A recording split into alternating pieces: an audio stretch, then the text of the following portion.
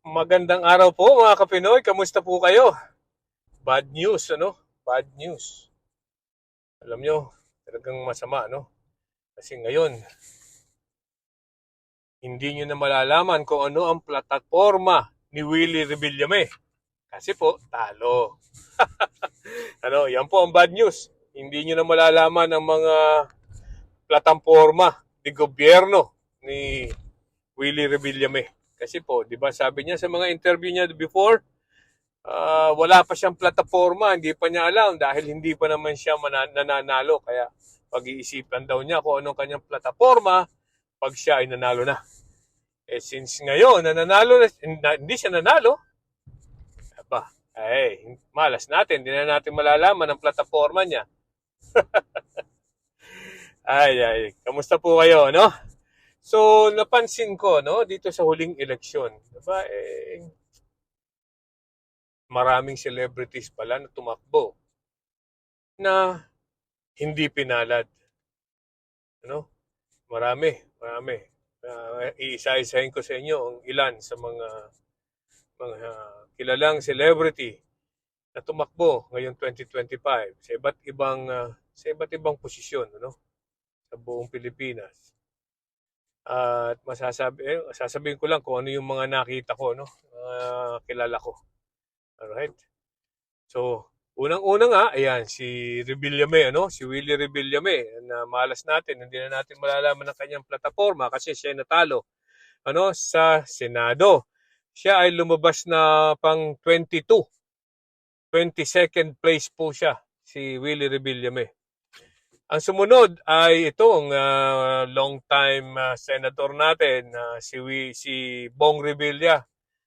Si Bong Revilla na number 14. Number 14 naman siya.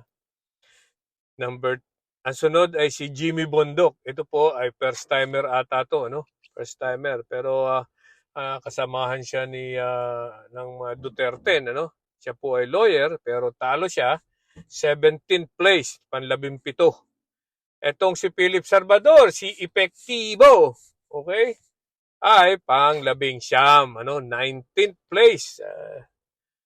Tapos ang pang-lima ay itong si Manny Pacquiao. Si Manny Pacquiao na may laban ngayon July daw, balita ko, no? Talo siya, dati siyang senador, ngayon ay pang-labing-walo. Ano? Okay? Yan po yung mga senador, ha? Siya sa senador. Ito namang sa tawag dito dun sa party list. Meron din po pala, no? May mga lumaban din sa party list. Itong si Bayani Agbayani. Ano? Siya po ay lumaban, pangilang nominee ata siya sa hindi ko alam kung second or third nominee ng Tupad, ano? Party list. Isa pa, itong si Sanjo Marudo, ano? Tumakbo din pala ito under party list ng ASAP na. Parang ang ASAP na parang palabas sa TV, tuwing linggo. So talo si Sanjo Marudo. Ano din niya. So sa party list meron dalawang natalo, itong si Bayani Agbayani at saka si Sanjo Marudo. Okay? So dito naman po sa mga local officials, sa local positions. Alright? May ilan din akong nakita, iniipon ko. Unang-una, itong si EJ Falcon. Si EJ Falcon po, ito si gwapong lalaki, Vice Governor po siya ng, I think, Oriental Mindoro. Pero ngayon, tumakbo siya ng congressman sa 2nd District. Ayun, talo. Of course, talo siya doon. Padalawa, itong si Dan Fernandez ng Laguna, tumakbo. Dati po siyang congressman, ay ngayon tumakbo ng ng governor ng Laguna. Tinalo po ni Sol Aragones. Patatlo, itong si Emilio Garcia, tumakbo naman po sa Bai, Laguna bilang mayor, talo din. Ang sunod ay si Victor Neri. Ito, tumakbo naman to as Makati Mayor, of course. Pang-apat ata o kulpot, Next, si Lucky Manzano. Aba, ito po ang tumakbo ng anak ni Vilma Santos as Vice Governor niya. Tinalo po ni Mandanas. Ano? So, sa tatlo atang mag-iina, ano, na tumakbo ay itong si Lucky Manzano ang natalo. Pero yung isang anak hindi ko alam ang pangalan, ni Ralph Recto at saka ni Vilma Santos bilang congressman, tumakbo bilang congressman, panalo. Ito namang si Vilma Santos, panalo din as governor ng Batangas. Okay? Pang-anim ay itong si Angelica de la Cruz. Ito, yung maganda ito ng bata. Ano? Tumakbo rin po siya ng Malabon, Vice Mayor. Talo din. Angelica de la Cruz. Yul Servo. Si Yul Servo po, tumakbo ng Vice Mayor ng Maynila. Alright. Okay? Talo din. Si Anjo Iliana. Aba, di ba? Si Anjo Iliana tumakbo as Calamba Vice Mayor. Talo rin. Si Marco Gumabaw po. Ano? Si Marco Gumabaw tumakbo as Camarines Sur Congressman. Talo din. Okay? Si Enzo Pineda tumakbo as Quezon City Councilor. Talo din. Ano? Yan ang mga talo, no? Sunod, si Aramina. Aba, si Aramina. Tingnan niyo naman, gandang babae din to, no? Tumakbo as Pasig Councilor. Well, sinamang palad po, ano?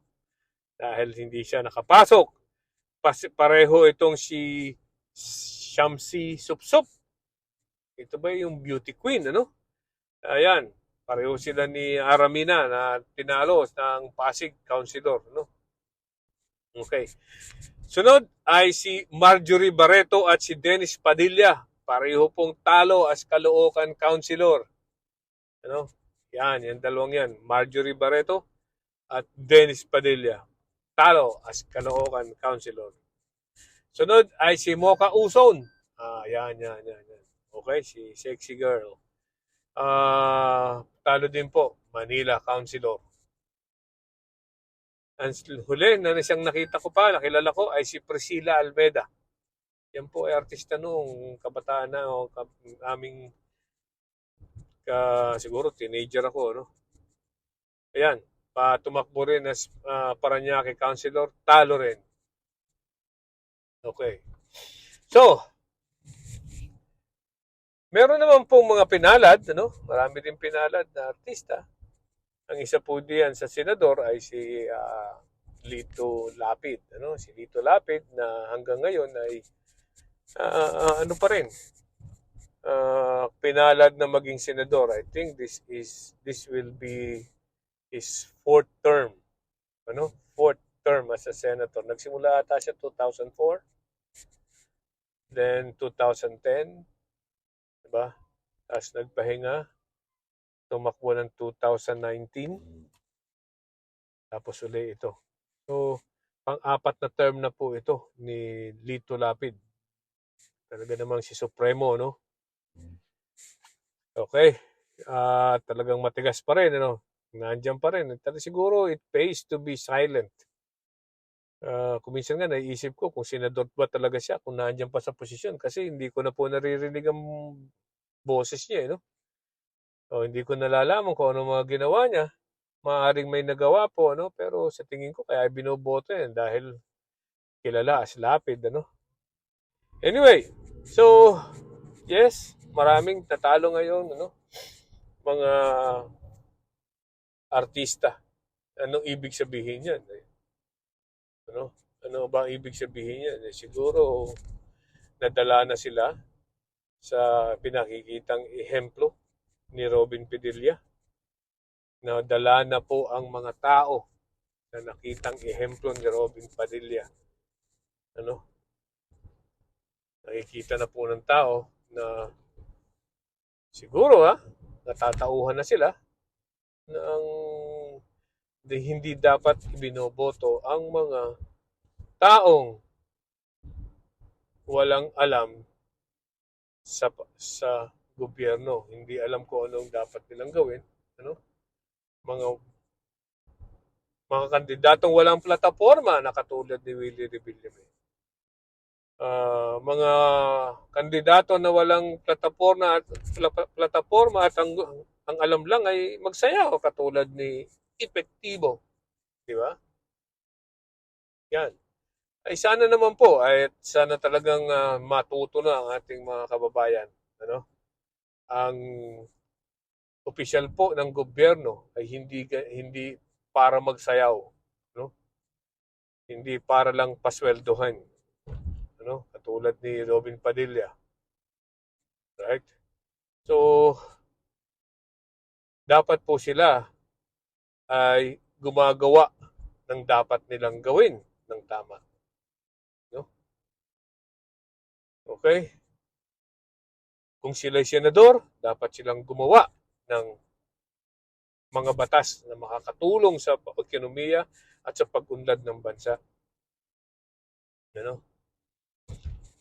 Kung sila naman ay mayor, vice mayor, governor, vice governor, sila po ay dapat gumawa at tumulong directly sa mga kababayan nila. Hindi yung pong nagtatago sila during the time na sila ay nakaupo na, saka sila magtatago. Pag eleksyon, sila ay nakikita, ano?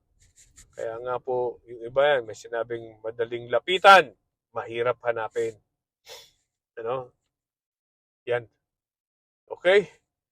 Well, hopefully this will be a start ng mga tao ay matuto ng tumingin sa plataforma ng kandidato, sa kredibilidad, abilidad, ano, na mamuno at gawin ng tama ang trabaho bilang public servant. Magandang araw po muli. Bye-bye.